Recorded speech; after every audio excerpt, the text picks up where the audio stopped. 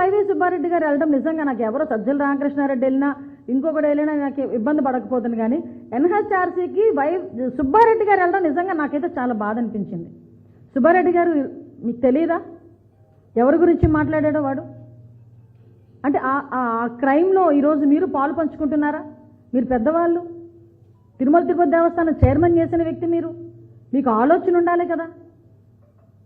ఇటువంటి పరిస్థితి ఈరోజు పరిస్థితులు ఇలాంటివి నేను ఇవ్వమంటే నేను బయటకు చెప్పలేను, కానీ చూపించమంటే ఇలాంటివి నేను కొన్ని వందలు చూపిస్తాను. చాలామంది ఒకడేమో దాస్తాడా, ఎవడో మాజీ మంత్రి ఇక్కడ ఉన్నవాడేమో నా ఇంట్లో ఉన్నాడు పలానా వ్యక్తి వచ్చి దమ్ముంటే కాసుకోండి అరెస్ట్ చేయండి అని ఒక సవాల్ విసురుతాడు. ఎవరికి సవాల్ విసురుతున్నావు? ప్రజలకి విసురుతున్నావా, పోలీసులకి విసురుతున్నావా? ఏం చేస్తారు ఈరోజు? చక్కగా వచ్చి ఇంట్లోంచి వచ్చి తీసుకెళ్లారు పోలీసులు.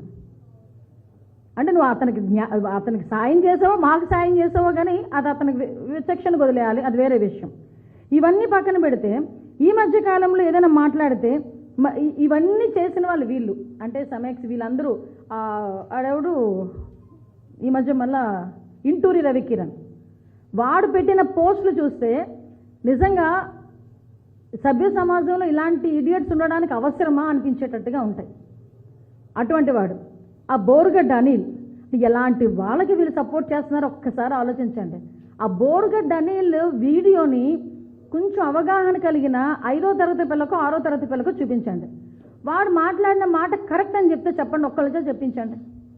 అలాంటోని వీళ్ళకి వెనకేసుకు రావటం, వీళ్ళు వీళ్ళేమో ఎన్హెచ్ఆర్సీకి పరిగెట్టడం, మళ్ళీ తిరిగి ఇక్కడ మాకు ఇలా జరిగిపోతుంది అలా జరిగిపోతుందని గొగ్గోలు పెడతా ఉంటే ఈరోజు కోర్టు కూడా ముట్టింది. కోర్టు కూడా క్లియర్గానింది. ఎస్, ఆ రోజు వాళ్ళు కూడా బాధితులే, కోర్టులో ఉన్న సంబంధించిన వ్యక్తులు కూడా వాళ్ళు బాధితులే. జడ్జిని కుటుంబ సభ్యుల్ని కూడా నోటుకొచ్చినట్టు మాట్లాడిన సందర్భాన్ని కూడా వాళ్ళు కూడా గుర్తు చేసుకున్నారు. ఇలాంటి ఈడియట్స్ గురించి ఇంతలా మాట్లాడడం ఒక ఎత్తు, వీళ్ళు మళ్ళా బయటకు వచ్చి ఆడపిల్లలకు అన్యాయం జరిగిపోతుంది, లా అండ్ ఆర్డర్ ఇబ్బంది పడిపోతున్నాము, ఆడపిల్లల విషయంలో ఎలా జరిగిపోతుంది అలా జరిగిపోతుందని శవాల దగ్గర గద్దల్లాగా ఎక్కడైనా ఏదైనా జరిగితే పాపం అది ఎందుకు జరిగింది ఎలా జరిగిందని తెలుసుకోకుండా అడగలు కూర్చుంటున్నారు. రీసెంట్గా తిరుపతిలోని ఒక సంఘటన జరిగింది. ఒక 8వ తరగతి చదువుతున్న ఆడపిల్ల మీద అత్యాచార యత్నం జరిగిందని బయటకు ఏదో ఒక రకంగా ఒకటి వచ్చింది, అంతేనండి, వెళ్ళిపోయారు.